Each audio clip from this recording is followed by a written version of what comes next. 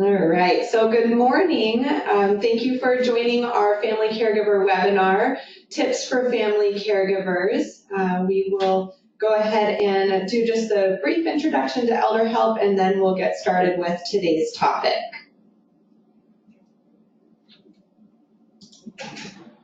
All right, so elder help has been around for quite some time. We're celebrating 46 years of providing services to seniors in the San Diego community. Over that time frame, we have helped over 221,000 seniors, their families, friends, community members, etc. And we do that through a variety of programs that we offer directly to seniors. We help with information referrals, so that's connecting them with resources. That's also helping family caregivers navigate the resources available. We also have a care coordination program that involves volunteer support as well as our social workers. Our transportation program that helps to offer rides to appointments and social activities.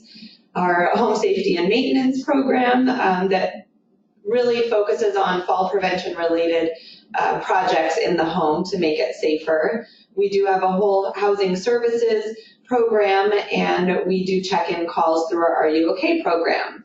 And this webinar is through our family caregiver support. So we try and support family members who are caring for an aging loved one in any capacity, whether it is hands-on, day-to-day, or whether it's long distance and from afar trying to navigate that process and figure out what to do next. So today's webinar is part of that program.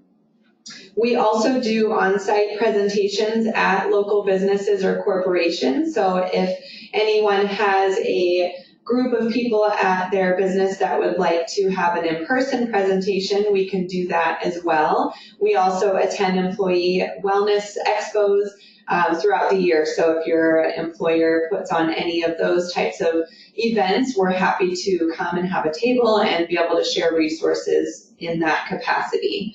And we do have our online courses as a reminder, 5 online courses that are available for free for anyone who is trying to navigate being a family caregiver and what that means.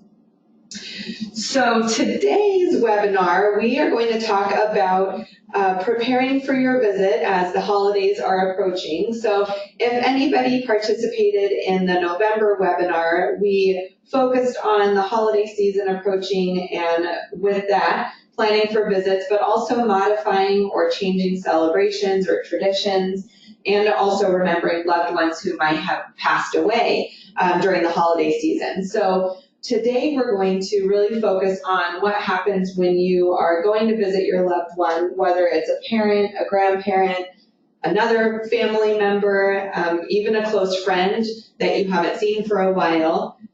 So regardless of who it might be, we're walking in the door, we haven't seen them, and what we're seeing in front of us might look very different from the picture that we got over the phone when we do our check-in calls. So that's kind of what we're going to talk about. I have pulled out some red flags and concerns that I think are most relevant and hopefully will give us some quick tips to be able to follow. Home safety, that's a big part of this. And then, of course, what to do now. So you identify red flags or concerns, but what are you doing about it, and how can you help your loved one ultimately? So as you prepare for your visit, of course, if you don't live nearby, you may not be able to see the gradual changes that are occurring with your loved one throughout the year. So when you visit at the holiday time, it might really unveil what is going on with your loved one, and it might catch you by surprise. It is very common for our loved ones, seniors, any age, to downplay new things that they're experiencing or a decline in their abilities, so that they don't worry us as family members. We also might understand that, when we go and visit them, they have been experiencing these things, but for them, it could be, well, it's just short term and I'm gonna get through it, and it's just gonna pass. So for now, I've made these modifications, but we're gonna see it for the first time in a little bit of a different light, and it might be a more drastic change for us. So that's something to keep in mind. So how will we know what's really going on with our loved one? So again, I mentioned I pulled out about a handful of topics that we're going to cover this morning that are really those buckets, I would say, that are important for us as we are visiting our loved ones and kind of what to take note of. So the first is going to be social isolation. And this is very common for older adults if they are experiencing a decline in their mobility, if they're no longer able to drive, or maybe they've had a recent loss of a spouse or a partner or a loved one. Social isolation can lead to many different other concerns, so it's important to address all of the changes that might come along with it.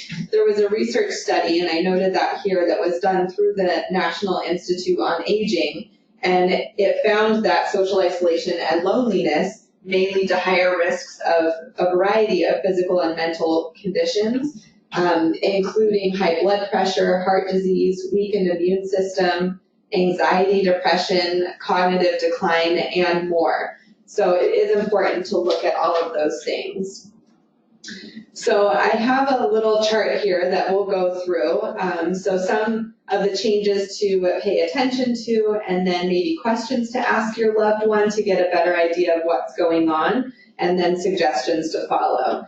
So some questions that you might want to consider is your loved one typically involved with activities. Maybe they are always going to Bridge Club or they're always going to the YMCA, but now they're telling you that they haven't been out for a few months because they just aren't feeling up for it. So it's important to take notice of the time maybe they're getting up in the morning or going to bed at night. Are they napping throughout the day? And noticing those different sleep patterns to see, okay, what's going on and how can we address it? Maybe they're staying in their pajamas or their comfortable clothes more often because they don't have a reason to get dressed because they're not getting out, and that might be a change for them. Maybe they've always been dressed to the nine to go out with the ladies or to go with their buddies, so that might be something that that is alarming to you. So it's important to ask your loved one about what's going on, but to avoid interrogating them. We don't want them to feel defensive. They might be noticing the changes, but they might not also be seeing them in the same way that you are. So of course, the purpose would be to have that conversation, find out what's going on, but remember to pay attention to their body language or their verbal responses so that you can continue to have a gentle approach, which ultimately allows them to want to share with you. So just some suggestions on what questions to ask. Are they feeling more tired than usual? If so, how long have they been experiencing this change? Maybe it's because they've started a new medication, so finding out if they've had a new medication added to their regimen, and maybe the side effect of that is drowsiness, so that could be the reason for that. If they don't feel like driving anymore, try and understand why. So maybe they're not feeling comfortable behind the wheel, but instead of asking for help with a ride, they just decide to take a break from their activities until they feel better. Again, going back to it could just be a short-term thing that's going on with their body, and so they're going to kind of wait it out and then see if they can get back to what what they had been doing before. But more often than not, chances are if they are feeling that way, they're going to keep passing on opportunities to get out, and it's going to be easier for them to continue in that pattern. So it's really important to kind of address that head on. You could kind of go around it a little bit and ask, how are the ladies doing at Bridge Club, or how is your Thursday yoga class going? Maybe that's a way to engage in a conversation, and that's when they're going to tell you, I actually haven't been feeling up for it, or I haven't been there for a few months. That way you'll kind of gauge that a little bit more, and it might be helpful to ask those general questions versus more direct. So if transportation is an issue, some of the suggestions that we have, of course, could be to research local options, trying to find out what would make your loved one feel comfortable with getting a ride from somebody else. It's hard to ask for that help, but there are a lot of options that might be available to them, and they could feel comfortable then getting the ride and still staying engaged in their activities as they used to. If they are grieving the loss of a loved one or a friend, it could be helpful to connect them with a hospice agency if they're not already. They have a lot of local support groups that are available to anybody, even if they were not through a hospice agency when their loved one passed. So that's something to keep in mind. And of course, if they are just more tired than usual and there's not really a true explanation for it that you can come up with, it would be helpful to schedule an appointment with their doctors so that they can have a checkup and see what's really going on. All right, so the next we'll talk about diet and nutrition or malnutrition. And this is something that is really important because as we age, our nutritional needs change. Older adults tend to have a lower appetite. It could be related to a decrease in their physical activity. Maybe they're not burning through the food as quickly, or it could be that foods don't taste as good. Our taste buds also change as we age. So that is something that, that is important to keep in mind.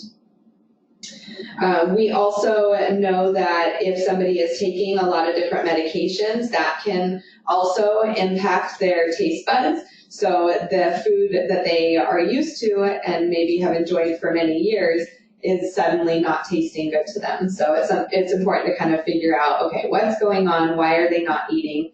And then you can address it that way. Either way, whatever the reason might be, it is important to have your loved one be eating some type of food throughout the day and have that nutritional balance, because it's important not only for a healthy weight to maintain that, but also to have their muscle strength so that they are being able to get up and move around and do all the things that they need to do and stay involved with those social activities. So how do you know if your loved one is eating properly? So one easy way to check is to look in the refrigerator and maybe look for fruits and vegetables that are fresh, or milk or eggs, kind of those staples that your loved one is always having in the refrigerator or has in the past. See if it's looking like they're mostly expired, or they're moldy, or they haven't really been in the refrigerator much, or it looks like their fridge was just restocked for your visit. So you might be able to get some sense of that and be able to know if they're going into the fridge, if they're eating those types of foods. Also, if there's a change in their appetite. So watching them and seeing that, okay, they always have been a breakfast eater, but now you're noticing that they're having just a couple of bites, or they're not really interested in the food. Just keep note of that. Maybe they're not really hungry, or it could be the food or the taste that's kind of the barrier there. So again, it's important to ask questions. Find out if they've been cooking their usual meals lately. Maybe they have a favorite that is always their go-to, and ask about that. Maybe it's spaghetti, or it's tomato soup, or something along those lines, and ask them when the last time they had that. You may also start to notice that their responses are going to change, so based on how you ask the question. So again, try not to interrogate them, but use the conversation to just get an idea of what's going on. Also asking them if they're getting to the grocery store regularly. Maybe it is transportation related and they aren't feeling comfortable driving there, or they are having trouble with their shoulder, so it's difficult to carry their groceries. That could be something that is a barrier for them that they're not wanting to talk about at the time, but over time they might open up to a little bit more. And again, ask them how their appetite has been, or how is their energy level. And you'll get a sense of that if you're with them for a longer period of time, but it could be helpful to ask them as well. When you are having that conversation and when you're thinking about it, there might be a medical reason that something is going on. So again, it could be helpful to schedule an appointment with their doctor to just see what's happening so that they can know, is it medical? Is it something else? And then you can go from there. There are different meal delivery programs or services that might be able to help with meal preparation. So maybe they're feeling like, I'm just not up to cooking anymore, and going into the kitchen and making a meal is too much for me. So maybe it's looking at some of those options. If your loved one lives locally and is needing help with their grocery shopping, as I mentioned, Elder Help does have volunteer services through our programs, and our care coordination program does offer that assistance as well. So that could be an option if you're here local. And then the other thing to consider with that is, a lot of times if you suggest a meal delivery program, you're going to have some reaction to that or adverse to it because maybe their friends have tried it and they didn't care for it, but encourage them to at least give it a try because there might be one that works for them that didn't work for their friend. And so if they can be open to it so that they can have more energy and have the nutrition that they need, that could be helpful. All right, so mood and memory. So this kind of encompasses a couple of different things. I wanted to bring it up though because I felt like it was important on a couple of different sides. So you're maybe noticing that your loved one is experiencing some changes, and over the phone you can get a sense, but in person you can tend to have a much clearer picture of what that looks like. So it could be that you're having small talk conversations over the phone and everything seems fine, but then when you go to visit, the neighbors are saying, I'm a little concerned about your mom or your dad. They are getting a little bit more forgetful. They've asked me, a question repeatedly, and they're having concerns. And that might come off as a surprise to you because when you talk to them, you're getting one idea of how things are going, but they might be seeing things on a little bit more regular basis. So it's just important to take note of that and do your own monitoring of it to see what's going on. So you might notice that that change as you spend more time with your loved one, and especially if you're talking about certain tasks that might involve more problem solving, you may notice that they'll get frustrated a little bit more, or they might have a tendency to get a little agitated. So one important thing that I did want to note here is it is important to rule out any medical conditions that might be causing this. If it is a sudden change, it could be that your loved one is experiencing a urinary tract infection or a UTI, and that can cause some of the same symptoms as somebody who is experiencing a decline in their cognition or maybe developing some level of dementia. So it's important to get that ruled out first so that you can know for sure what's going on. So try and get an idea of your loved one's timeline. Maybe it's asking questions about if their grandson came to visit last week, if they recall the visit, what did they do together, how is he doing in college, or whatever the case might be. You can ask kind of some of those questions to get an idea of their timeline. Ask about what meals they had the day before. If you notice some leftovers in the fridge, you might try and understand, if that was from the day before, or if you notice that they are getting a little bit moldy, their timeline might be off if they say, yeah, I just had that today. Are you noticing an increased confusion or some agitation at different times during the day? Or is your loved one starting to refer to the past more than the present? So those are just some key things to take note of as you're having a conversation with your loved one and spending a longer period of time with them. And again, if it is a sudden change, if it is new, it would be helpful to schedule an appointment with their doctor to rule out a urinary tract infection. It could also be that they're having changes with their blood sugar levels. Maybe they are pre-diabetic or they are a diabetic, so it's important to look at those things and see if that could be causing some of it. Depression symptoms can also be very similar to those as somebody with dementia. So if your loved one is more socially isolated right now, or if they're kind of dealing with changes going on in their life, that might be something to consider as well before we jump to it being dementia. You can also talk with your loved one's physician about doing a screening for any memory concerns in general that you have. And if your loved one does live locally here in San Diego, Alzheimer's San Diego is a great resource for having a memory screening done there as well. All right, so let's talk about home safety. So home safety has several different components involved with it. So I did want to relate it to fall prevention a little bit, as you can see from this picture. According to the Centers for Disease Control, 1 in 4 older adults over the age of 65 will fall each year. And if they have one fall, that increases their chance of having another fall. So it's important to try and prevent a fall from taking place, but if they have had one, try and figure out what's going on so that we can prevent another one from happening.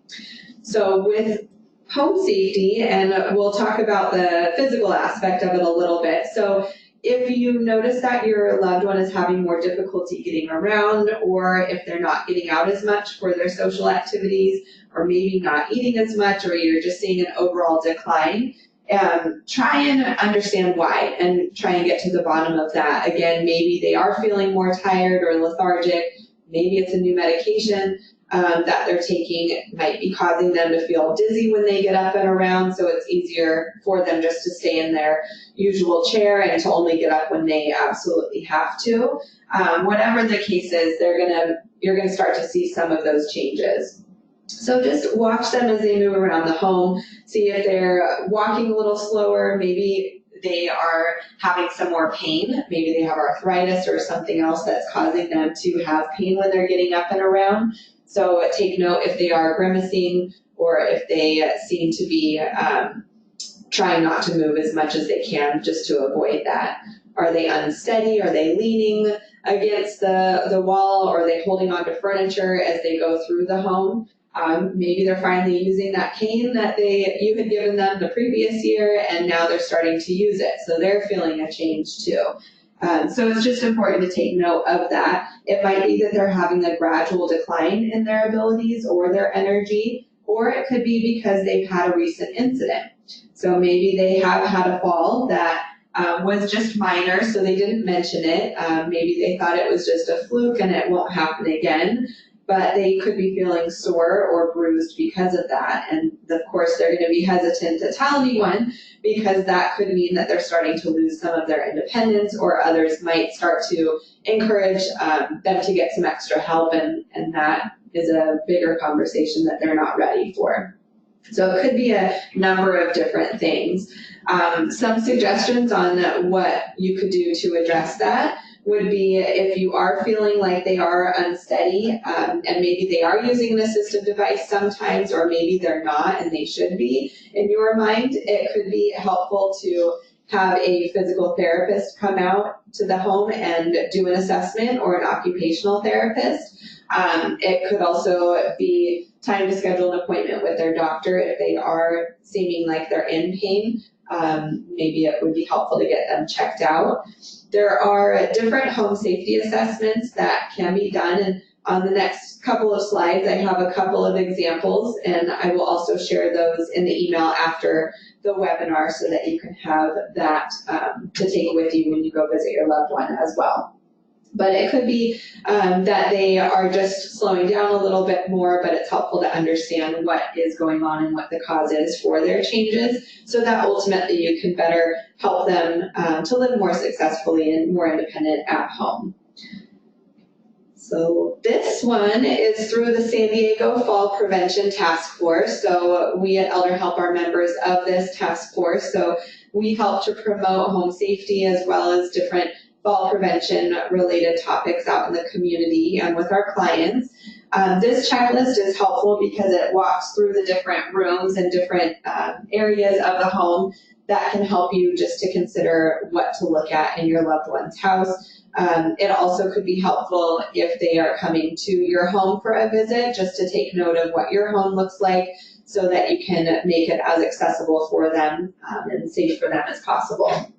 So I will share that, again, a hard copy with you after the webinar. And if you did want to see what other resources are available through the Fall Prevention Task Force, and many of them are online, but they do also list local resources as well, that can be found at sandiegofallprevention.org. So if you want to take a look at that.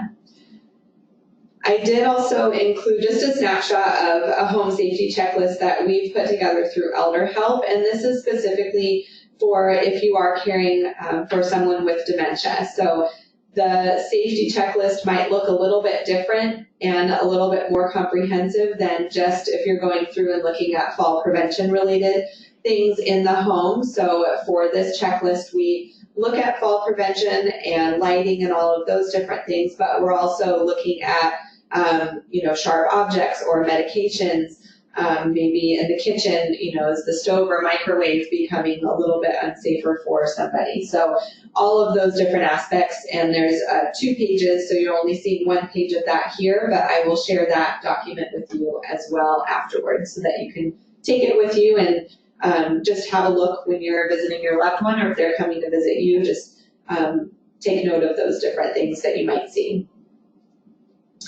So kind of in summary, the 10 red flags that we can identify, that people might see changes with. So if you see a change in your loved one's mood or their behavior, if you're seeing a withdrawal from their social activities or their normal interests, if you're noticing an increased tiredness or changes in their sleep patterns, if you see or notice a decline in their hygiene, or they're having increased confusion, maybe you see excess mail lying around. So one thing to keep in mind with that, there are a lot of scams that come through the mail, and unfortunately they're targeting our loved ones or older adults. So if you do see a lot of mail piled up, it could be one that they're just not getting to it and it's taking time for them to go through it.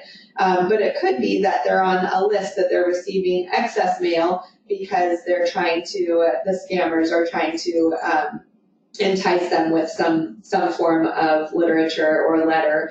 So if you can go through the mail, throw out the junk mail, and make sure that they're only keeping what is actually needed. And if you do have any questions about scams that might be a potential concern for your loved one, we were fortunate to have the Deputy District Attorney for the Elder Abuse Unit here in San Diego, Scott Perillo, speak in August. And he talked a lot about the current scams that are going on in our area and broadly as well. And that webinar is posted on our website. So if you want to take a look at that just to have an idea, if you missed it, that could be helpful as well. Do you notice clutter in your loved one's home? Are the dishes piling up? Is the laundry piling up? Is there a lot of paperwork? Maybe they didn't used to have all of that around. Trying to find out, maybe they're just not up for it, or it's overwhelming for them to do all of those things. So it could be helpful to get some extra help in there. Do they have a change in their walking or their mobility getting around? Do they have a decrease in their appetite or a change in their weight, which you can usually see if you haven't been able to see them for a while. You can kind of tell those weight changes pretty easily.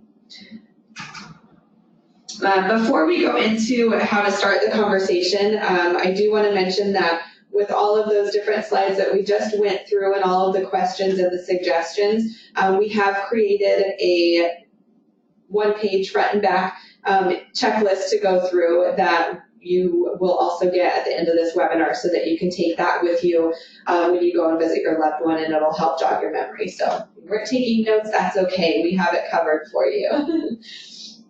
All right, so with any of these concerns, it's important to try and understand what the cause is.